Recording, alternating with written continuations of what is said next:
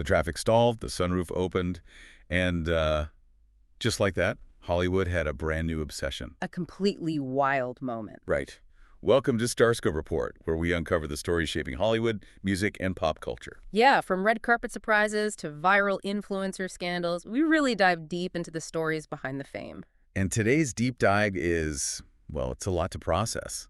Our headline story today is Britney Spears finally responding to her viral highway incident. Which, I mean, is a headline I don't think anyone expected to read this year. No, absolutely not. And look, we're going to look past that sensational 2-second viral clip today. We're pulling from a huge stack of sources, entertainment reports from Primetimer, Us Weekly, Parade, plus some leaked 911 calls and police dashcam audio. Yeah, the goal here is to really understand the intense friction between her sudden freedom, her deep past trauma, and the incredibly strict legal boundaries she's navigating right now. Exactly. So imagine you're driving down the 101 freeway in Los Angeles. It's July 9th, 2026. The traffic is doing that typical soul-crushing LA crawl. Oh, the worst kind of traffic. Just agonizing. Right, you're moving at maybe 45 miles per hour tops. Yeah. You glance over to the lane next to you, and you see a black Mercedes SUV. Completely normal. Standard LA gridlock. But then, you look up, and sticking entirely out of the sunroof of this moving vehicle, standing fully upright with her arms stretched wide to the sky, is pop icon Britney Spears. It is genuinely such a jarring, highly cinematic image to witness. Like you're just sitting in a mundane commuter traffic jam expecting brake lights, and instead you get a living pop culture moment playing out at 45 miles per hour. And witnesses said she maintained that pose, like completely unfazed by the surrounding cars, for roughly 2 minutes. 2 whole minutes? That's a long time to be out of a sunroof. Right, before the vehicle finally pulled off the highway and stopped at a gas station.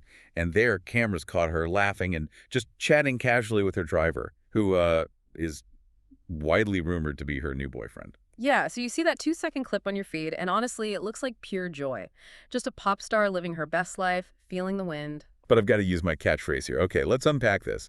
Because the tabloids immediately jumped on this with a very specific lighthearted spin. They really did.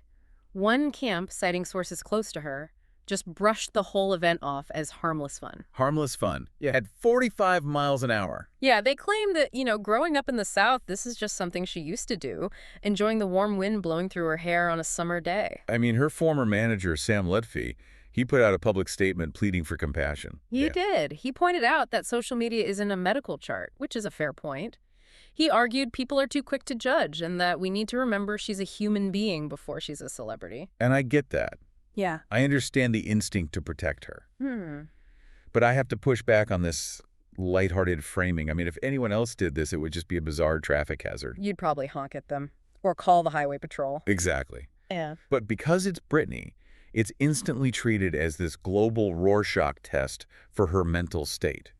Everyone just projects their own narrative onto her. What's fascinating here is how her own camp is spinning it versus how she is framing it herself.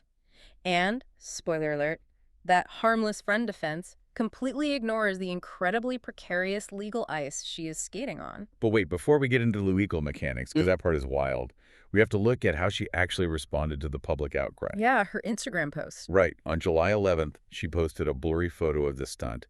It was a different angle of the viral moment, and her caption was just, it was really telling. What did she write? I'm going to quote her directly here. She wrote, "What people see is 2 seconds of insanity of me arching me to the Lords.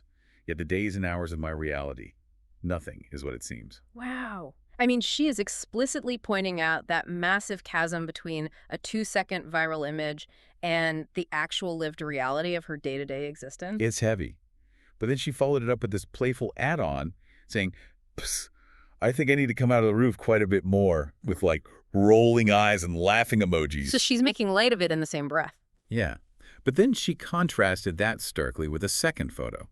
It was a picture of a bruised young girl, and she claimed that people didn't see what her reality used to look like in the past, adding, "Not anymore." That juxtaposition is staggering. On one hand, she's minimizing the stunt, joking about doing it more, but then she's referencing deep physical and psychological trauma from her past to, contextualize this desperate need to feel free. Right, to physically arch her back to the heavens. Whoa. It's profound. But if you're loving these Hollywood twists so far, make sure you're subscribed because we've got even crazier details ahead. Yeah, definitely hit that subscribe button. So I'm genuinely confused, though. If she's just having a fun summer and finally has her freedom, why is she in the passenger seat while her new boyfriend drives? Why are all the legal experts sweating? Well, she was in the passenger seat because legally she does not have a choice right now. Wait, really? Yes. She is currently barred from driving with any intoxicants in her system, and she is walking an incredibly thin line with the law. This all traces back to a plea deal she finalized just 2 months ago on May 4th, 2026. Okay, I saw in the Parade article that she pleaded to something called a wet reckless. What actually is that? So in California, a wet reckless is a specific type of reckless driving charge that formally notes the involvement of alcohol or drugs. Like a lesser DUI? Exactly. It's a lesser charge, usually offered as a plea deal, but it comes with severe strings attached. The district attorney placed her on a 12-month probation, A full year. a full year of having to operate flawlessly under the eyes of the court. She was hit with a $571 fine, which, for her is practically nothing. Right, that's pocket change. But the mandatory behavioral actions are intense. She was ordered to complete 30 hours of DUI education classes, and she has to submit to chemical testing if law enforcement ever requests it. Jeez. I mean, put yourself in her shoes for a second. You know how stressful it is when a police cruiser just pulls up behind you in normal traffic? Well, your heart rate instantly spikes. Right. Now, imagine living with that exact level of state scrutiny, 247 for a whole year.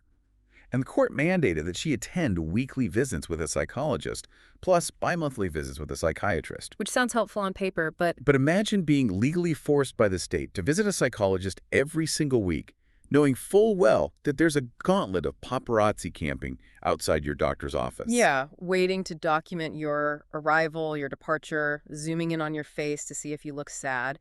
It turns a highly private, vulnerable healing process into this stressful public performance. And the DA made it clear this charge is priorable. Right. Yes, meaning if she messes up again, the leniency is completely gone. The hammer comes down. So when you are on this microscopic 12-month probation leash, you do not draw the attention of the police. Which is exactly what she did on the 101. Exactly. And law enforcement actually paid her a visit at her home after the sunroof stunt to formally warn her that behavior like that is dangerous and cannot happen again. They wanted to send a very clear message. But wait, why is the leash so short? Why did the DA push for such rigid terms in May? Okay, we have to rewind to the inciting incident. Her arrest on March 4th, 2026. And this is where the leaked 911 calls and the police dashcam audio come into play. This part of the deep dive is chilling. The contrast between the tabloid coverage and this audio is just stark. It really is. The 911 transcripts paint this terrifying picture of a black BMW speeding down the highway around 9:48 p.m. We're talking quotes from terrified drivers who had absolutely no idea they were calling the cops on Britney Spears. Right, they just saw a dangerous driver. One caller reported a vehicle erratically slamming on the brakes, driving at high speeds, and almost sideswiping a couple of vehicles. Another said the driver was just randomly breaking in and out of lanes and nearly hit 3 or 4 cars. It was so hazardous that the 911 dispatchers were actively telling these callers to back off. Like, keep a safe distance. Don't even try to get the license plate. It's too dangerous. Oh, and then eventually the California Highway Patrol intercepts the vehicle. And the dash cam audio from that stop completely flips the script. You go from this aggressive, highly dangerous driving scenario to just a profound, heartbreaking portrait of vulnerability on the side of a dark road. That's exactly what stood out to me. The officer is entirely calm, very procedural, just doing his job. But Britney, she is incredibly fragile. She sounds completely scattered. Yeah, when the officer asks her to step out of the car, her response is so telling. She just says, I don't like that. It's almost childlike. It is.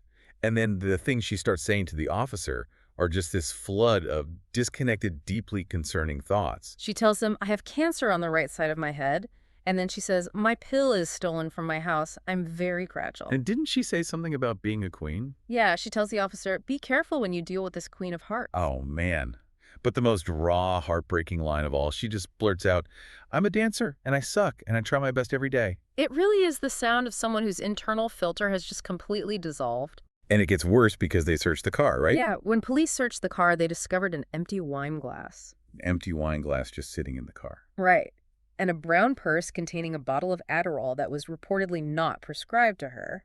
And she even bragged to the cops, saying she could probably drink 4 bottles of wine and take care of you, I'm an angel, before she declined a field sobriety test and asked for her lawyer. Which raises an important question. I mean, how does someone who just went through that traumatic arrest, who went to rehab, who pleaded down to these severe legal guardrails, how does that person decide to taunt law enforcement by hanging out of a sunroof at 45 miles an hour? It really feels like self-sabotage, doesn't it? It does. But here's where it gets really interesting, because there is a massive financial and structural catalyst that happened right before that March DUI. Ah, the primary wave deal. Yes.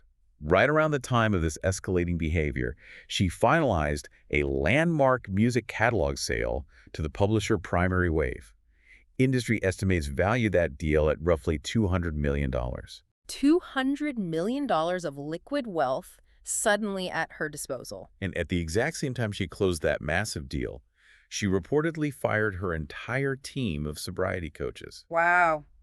The sources use an analogy here that I think is just perfect. It's like taking the governor off a high-performance engine while simultaneously removing the steering wheel. That is perfectly said. Unlimited momentum, unlimited fuel, and absolutely zero directional control. But, like, how do sobriety coaches actually stop a spiral? I mean, if she is the boss, right, she's paying her salaries, can't she just ignore them? That is precisely why firing them is such a critical red flag. Right. A sobriety coach isn't just a cheerleader or, a personal assistant. Their actual daily function is to act as a point of friction between an impulse and an action. Oh, interesting. Yeah, they manage schedules to prevent overwhelming stress, they monitor the environment for triggers, and they are highly trained to de-escalate manic or depressive episodes before they turn into actions like getting behind the wheel of a car intoxicated. So they're the safety net. Exactly.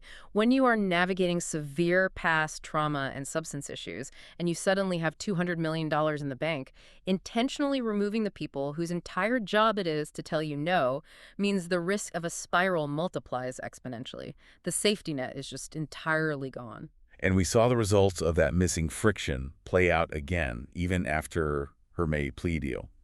Let's talk about the incident at the Blue Dog Tavern in Sherman Oaks. Yeah, another highly publicized, very messy public outing that really underscores exactly what happens when those guardrails are removed.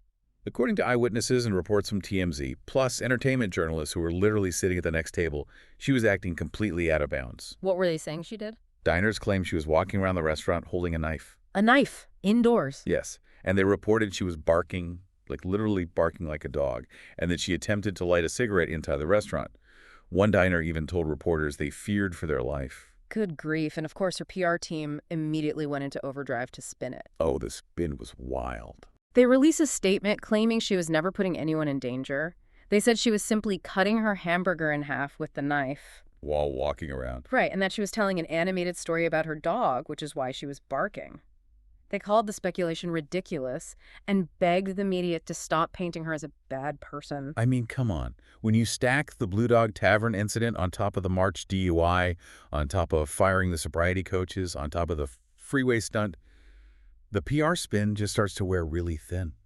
We are watching someone operating entirely without boundaries. We really are. And if we connect this to the bigger picture, all of these current messy behaviors trace directly back to a single overriding trauma: her 13-year probate conservatorship. From 2008 to late 2021, her entire existence was legally subjugated. Completely controlled. But remind me, how does someone even end up in the probate conservatorship in the first place? Like, what is the actual legal threshold for the state to take over someone's life like that? So in California, a probate conservatorship is this severe legal mechanism that is almost exclusively reserved for individuals who are entirely incapacitated. Entirely incapacitated. Yes, the court has to determine that a person literally cannot provide for their basic personal needs for physical health, food, clothing, or shelter.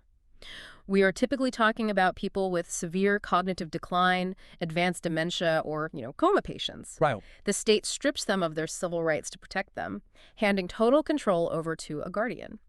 So she was legally classified by the state of California as entirely incapacitated, No. unable to make the most basic decisions about her own life. Correct. Yet while carrying a legal status meant for coma patients, she was generating hundreds of millions of dollars. She's releasing platinum albums, judging network television shows, and performing a grueling, highly choreographed Las Vegas residency. It is institutionalized cognitive dissonance. It really is. You are told you're too sick to choose what you eat for breakfast or who you are allowed to be friends with, but somehow you're healthy enough to learn 20 pieces of complex choreography and perform for thousands of people every single night. And doing all of this to fund the exact people who are keeping you captive. Exactly. And the historical records from her harrowing testimony in June 2021, they detail abuses that were just severe. She testified under oath that she was forced to take lithium, a highly potent psychiatric medication, completely against her will. Which is terrifying. She also revealed her own security team mirrored and surveilled her personal phone conversations. But the most horrifying detail, the one that truly highlights the stripping of her basic humanity, was that she was forced to keep an IUD inside her body. Yeah, that part is it's so hard to comprehend. She explicitly stated she wanted to have more children, but the conservatorship refused to allow her to go to a doctor to have her birth control removed. She was a grown woman, the primary economic engine for a sprawling corporate enterprise, and she had zero autonomy over her own reproductive organs. When you understand that level of cellular psychological control, the whiplash of her current reality really starts to make sense. It does. Trauma does not just evaporate because a judge signs a piece of paper ending a conservatorship. Recovery is inherently nonlinear. It is clumsy. It involves testing boundaries that you haven't been allowed to test in over a decade.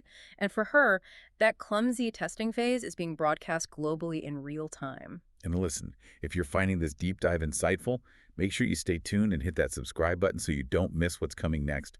But I really want you, the listener, to take a second and think about how you personally handle stress. Yeah, think about your own bad days. Think about how you process a really bad week or how you navigate your own past traumas. Think about the clumsy coping mechanisms you lean on when you're just overwhelmed. Maybe you isolate yourself. Right. Maybe you lash out, maybe you make reckless decisions or push away the exact people trying to help you. We all have those moments of losing control. We all have days where our internal filter just slips.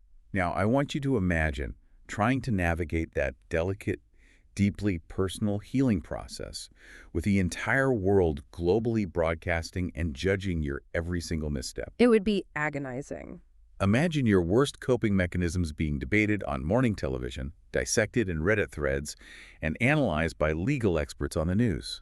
She went from absolute subjugation to total, unrestricted freedom practically overnight. And she didn't get to step into that freedom privately. Which leaves us with a deeply provocative thought to ponder. What's that? Well, the ultimate goal of the Free Britney movement, which millions of people supported, was to restore her fundamental human right to make her own choices.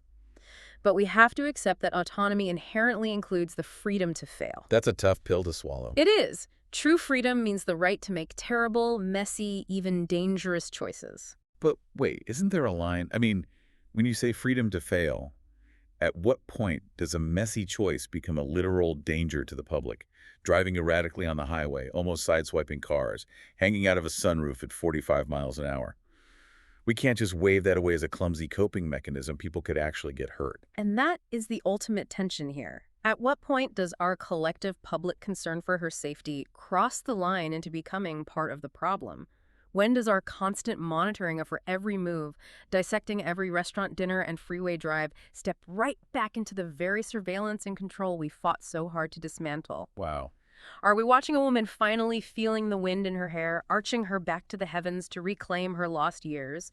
Or is the public actively helping to build a new kind of cage, one made out of camera lenses, probation terms, and constant, unrelenting surveillance? So what does this all mean? The diagnostic waters are muddy, the legal consequences are severe, and she is navigating all of it with a $200 million engine and absolutely no steering wheel. It's a lot to think about. We will leave you to think about that, the delicate line between concern and control, and what it truly means to be free in the public eye. You've been listening to StarScope Report, where we uncover the stories shaping Hollywood, music, and pop culture. Thanks for tuning in, and don't forget to subscribe for more stories that keep the stars shining.